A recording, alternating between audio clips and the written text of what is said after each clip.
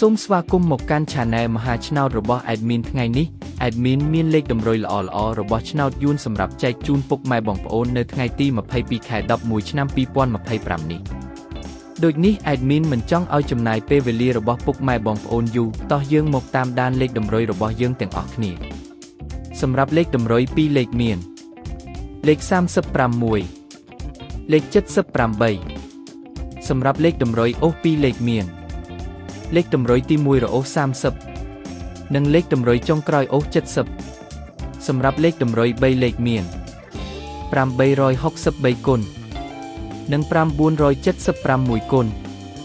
សម្រាប់លេខតម្រុយថ្ងៃនេះ Admin សូមជូនពរឲ្យពុកម៉ែបងប្អូនជួបតែសំណាងល្អទាំងអស់គ្នាហេងមានលាភមានជ័យ